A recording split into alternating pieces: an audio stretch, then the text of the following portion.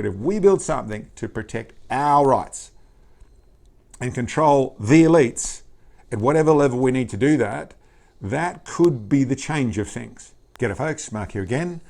A bit of a political gun laws general sort of chat that I wanted to touch on today. A little bit of, I suppose, recapping of where we're at, a little bit of where, hopefully a little bit of a way forward, a little bit of a suggestion of way forward. To start off with where we're at West Australia wise, we've obviously just about 12 months into the introduction of these draconian laws we have in place. A lot of the community are sort of, oh, well, I've got myself complied. The people who have been the dribs and drabs and that are coming or finally getting there. There are now threats from the government coming out, from the police coming out. We're going to come and confiscate your firearms unless you're across the line. So in the next month, I think that's probably going to start to happen. Month, maybe two. That's going to start to happen where people who have tried to not comply, as the thing is, don't comply, you can't comply out of tyranny. I agree completely. But the way this police force works, no, they're going to start to pick off the people who've tried to do that. So it is something to address. And that doesn't mean that we should all just give up and go with these laws because it'll be fine, because no, it won't. There's all sorts of other things coming here. We should be doing more, whether it's rallies, whether it's whatever it is, start to build up. The real thing that I can see, that everyone can see, is that our government in general, particularly our Labor government all over the country, West Australia included, are running out of control. They're running unchecked now, combining with people other than firearms owners that are in the same situation. So we got the fishing over here that have really been hit heavily in all forms. Combining with those people and getting out and being noticed and keeping the government on its back foot a little bit would be the smart move. But listen, a lot of she'll be right, mate, going on over here, which is not a positive thing whatsoever. But hopefully there'll be enough energy to push it in the next election, and hopefully with everything that's going on around the place turn it into something. So that's another conversation that there should be more effort happening in. Not enough, unfortunately, but that's a little bit the picture that we've got all over the place. There's recently the Queensland government came out, and they're a Liberal government in there, and they've done what would appear to be a little more of the right thing. So we're going to assess things. We're not going to make these horrible law changes, that sort of stuff. I suppose I'm a little bit in two minds about that. It is a good thing that they have, and hopefully it's because of what all the shooters and things did and sending letters in and doing that sort of stuff. We know that it only works when they're listening at all, and it only works in a particular circumstances, because same amount of effort in multiple other places gets completely ignored if the other people are in power. But to say that the Liberals are going to fix it, I think is very foolish. It's not more than a couple of years ago that New South Wales were crowing about how their gun laws are very good and now we have a gun-friendly government and all that sort of stuff. Given I don't think it was much more than an 18-month process, and they've seemed to have worse laws than Western Australia coming in. So this is something for everyone. No matter you want to sit there in Queensland saying, oh, we're good, we've got a good government. Well, that's pretty much the reason we're in this place all over the country. Because I know she'll be right, mate. She'll be right. It'll be fine. There are people in our government, in our unelected and elected sides of our government, that for various reasons feel a disarmed population would be a lot better. A armed police force, a armed security force, an armed government and a disarmed population is their end result of their happy place. Why that is, all sorts of things go into it, it doesn't really matter. It's really, really obvious. It's been happening for lots and lots of years now. And this, she'll be right, mate, or we'll just deal with this, that doesn't work. That isn't fixing anything. The big picture that we all have to be on, no matter how good our state is being at this point in time, or bad our state is being at this point in time, all understand that what we're not doing enough of as a firearms community is doing the things that we should be to encourage the community, the broader community, to understand firearms are not a threat against them. That us, even though we may be the minority that have firearms in the civilian world or in the population, we are in some sense the only form of resistance in the way of or protection other than your government. And that might be from other forces and that might be from your government. We're the only form of protection in that sort of format, which is hence why some want to disarm. But it also means there's people who are living a little bit in a world of, I'm not interested in firearms, but I have a mate, I got to know a guy down the road, he's got them, so if I really needed help, I could do that. That's a psychological strength that even the unarmed have, and a lot of them have. And those are people who are really being disarmed in this situation. Of course, physically, it's us, the firearms owners, that have been disarmed, but it's the broader community that's also being, that's something that's worth selling, or worth putting forward. The bigger picture is we're not bad people. It is a healthy sport in multiple fashions. There's all sorts of logical reasons for firearms. There's different ways of doing this, and not only putting forward the positives of it, but also putting forward that it is actually part of Australia. It's part of our culture. It's part of a healthy democracy, and that's not talking political or tyranny or resisting tyranny. That's talking about in everything else from how a society works. It might not be exactly how you see things if you live in a grassy little suburb just on the edge of whatever city you're on, but just outside of that, it is part of our community, and actually putting that forward as, along with footy, with meat pies, with holding cars, with whatever you want to put it forward, it's part of who we are, and promoting that, which definitely should be the job of our associations and of our dealers and our network and the people who make money out of firearms, as well as ourselves. And I suppose there's all the political side of things and lobbying and all that sort of stuff, which is another part of the equation, which we simply don't do enough of. The association protecting themselves and protecting their interest and trying to protect their interest with the government, that sort of stuff, that's also a part of the problem we have as a broader community. But I suppose that moves into the more political side of things as to, well, and I should finish on that first of all. People say, what should I do? What can I do in that situation? Well, you should be sharing more of your common ground you share with people, where the government doing the wrong thing, the government picking on us, or they're picking on them too, and sharing common ground side of stuff. You should be, in the fashions you can, promoting what you do, your firearms, that sort of stuff, and that may be getting more people to have licenses. I hear in New South Wales there's more and more people who are applying for licenses. Now that's going to be very difficult in time to come, but that's a positive thing as well. Applying for a firearms license. So you want to do the training, you want to do the bits and pieces, you want a firearms license. It's a very good thing to be promoting. So those are things you can do apart from trying to coerce, get your club, get your association that you spend money to, whatever it is, make it so that there's a louder noise of you, the people, saying, we want you to do something about this. She won't be right. We have to do more. So that's what you should be doing in a basic sense in the firearms community. As you look at this broader thing, we've got this disarm the population thing going on.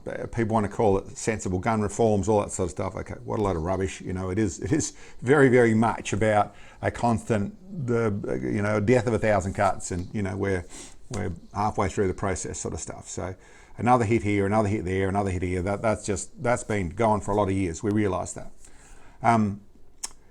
But there's also everything else. The corruption that's in our government, that's all over the place. In governments everywhere. The overreaching of, whether that's Queensland, that's New South Wales, that's Victoria, that's South Australia, that's WA, that's Tasmania, whatever it is. There isn't a government that isn't, in some form or other, got their hands in the biscuit jar, in the biscuit tin, or they are shuffling money over here, or they've spent, there's just problems everywhere. And that doesn't mean that all politicians are bad. But I suppose when you stop and realise we now are a culture, Australia is a culture of, listen, don't ignore a free lunch. If you can get something and you can get it for free, or you can get, you can not have to pay for this or do that sort of stuff, then I'll take that. The Aussie of, now listen, I'll only do the right thing. I don't want to do that. I need to pay this, all that sort of stuff. That's less and less the Aussie that I know of. It's more and more so if I can get it for free, or if I can get a discount, or if I can put it on insurance, or if I can get the government to pay for it, well, I'll do that. There's reasons for it. It's a little bit of a change in our culture, which that's become more acceptable. But it's also the cost of living. It's everything's expensive. And then on the people that have a lot of money, then there's greed takes over. Having having a bigger yacht than that person there, or living in a better suburb, or whatever it is. There's that side of it. So the two things are in play. Now, our politicians are exactly the same people. So when they get to the point where there's a free lunch, where if I just vote for this for you, and then you're going to give me this, and I'm going to end up retiring with all that sort of stuff, and we literally have members of parliament that are worth $300 million and things like that. Even the good people, when you start to look at what they're worth a lot of money. So this is property investments and that sort of stuff. But why is it people who don't get paid that much are so wealthy? Well, the free lunch. So they're actually not that much different than you and I. Well, they're different than I. It's not the way I look at things, but listen, in the way of, it's the majority of maybe it's the Western world, but certainly of Australia, if there is a free lunch, if there is I can just book it down here, or I can just get the insurance to pay for it and then wonder why insurance costs so much. But if I can just get it where I don't have to pay for it, or I can get it for free, then I'll do that. So but listen, that's not how it's supposed to be. That's not how our system was set up. That's not how our constitution was set up. That has got to a place where, at a sort of being normal, they end up elite mindset. This goes in a very simple thing, which you would know if you've raised kids or a dog or worked with a horse or whatever it is. If you let something get away with a thing, it does something wrong, you don't tell it off. You just let it run. You let it run. Can't be fussed with it. Oh, it's not that bad. We'll leave it alone. What's that end up with? Well, it ends up escalating worse and worse and worse and worse until it becomes a problem. So that's the basic nature of not just humans, of animals. That's the basic nature of them. They don't self-check, and they have to have a reason to self-check. So that's normal, we got that. As our society has less religion, has less moral-driven society systems, largely that's out of Christianity, but there's other things that are involved as we've got forward. There's less of that. Some would say it's the decay of society.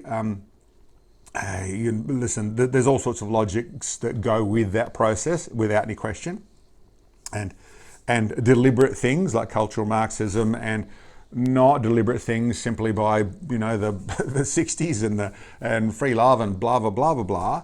But the process that actually is in place is what more and more is happening to our society to check that is more and more laws. We ask for harder governing. We ask for more laws. A law for this to stop that person do it. The bad guy's doing this. A law for this, a law for this, a law for this, a law for this, a law for this, all over the place. So it's not an ideal way for a society to go.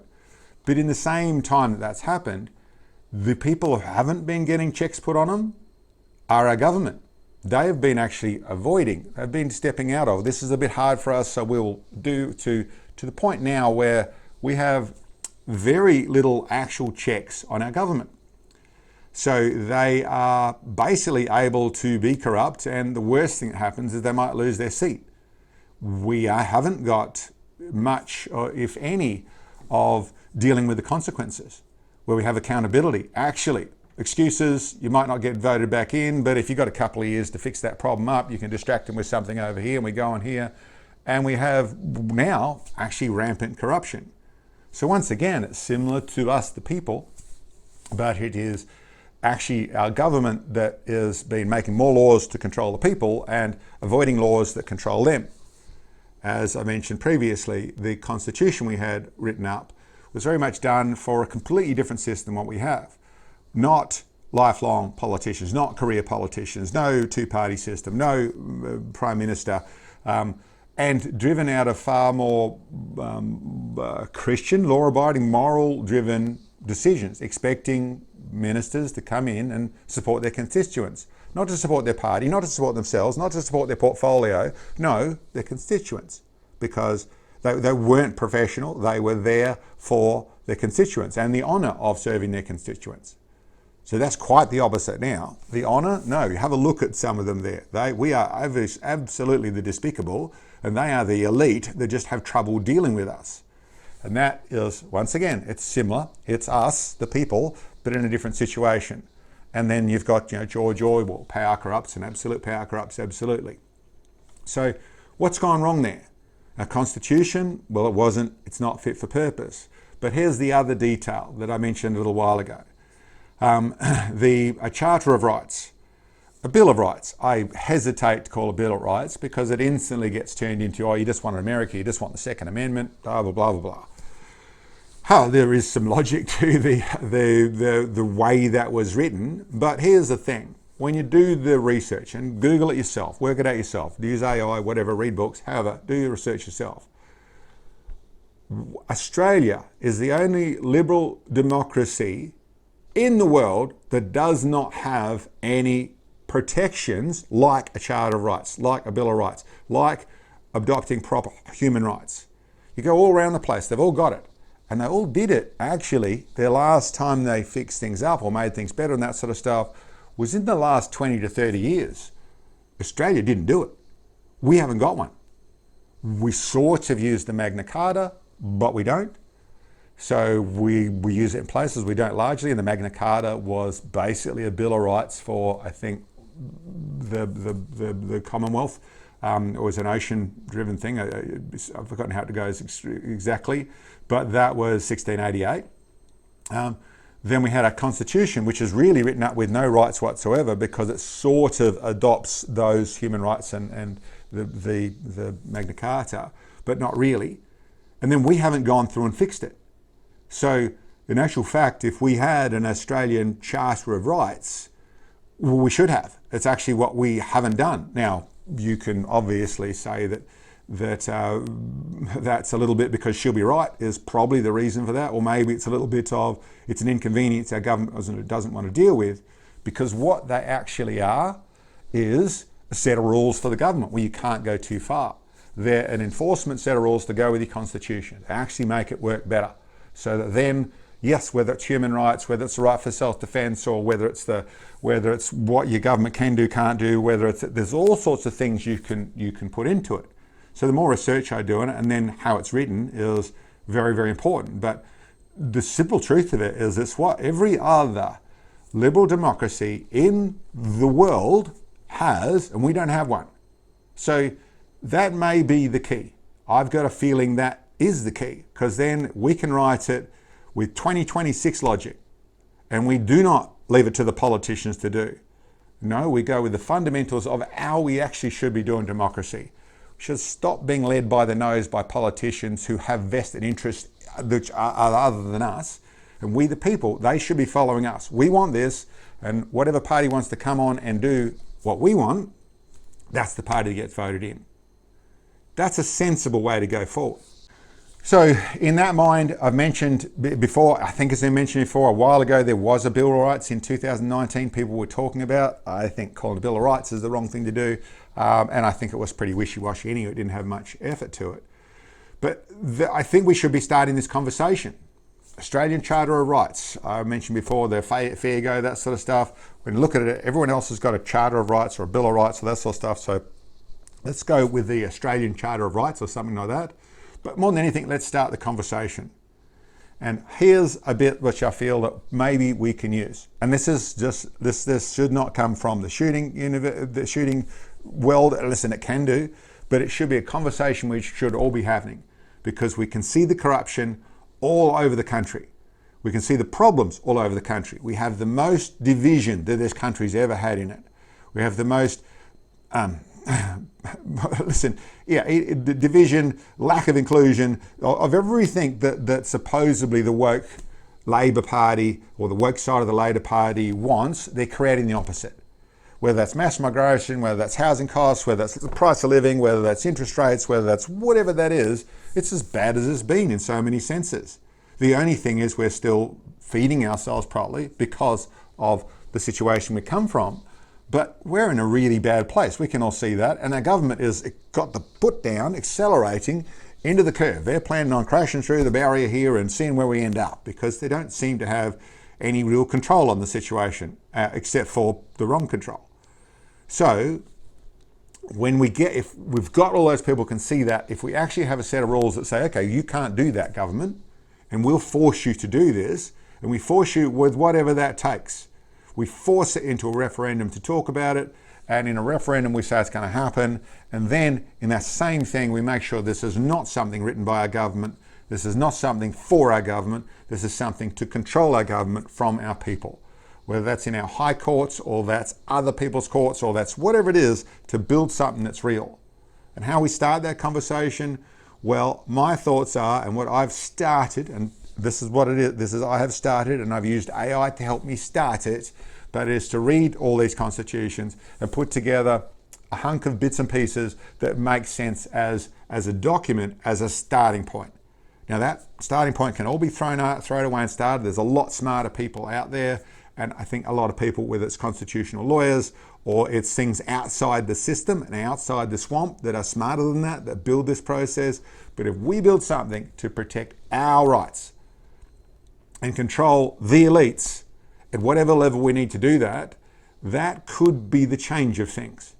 But here's a document. I've attached a document down below that's just something to read, so something to talk about. If we start the conversation and push into, we actually need, whatever you call it, doesn't really matter. What does matter is it's actually a set of guidelines, a set of guardrails to control what our government does to us. And that means how they deal with their corporations, can we put into that sort of stuff. That means how, with immigration, whatever stuff comes into, if you want to make a big change or that sort of stuff and go outside what we said, you need a referendum, whatever it is. I don't know exactly the right processes. I do know they're running unchecked. I do know they don't seem, well, if they do know what they're doing, then it's about trying to destroy our Australia. Let's go with the positive, and they don't know what they're doing, the ones that are making the decisions, and they don't realise they're destroying Australia. But it doesn't really matter, does it?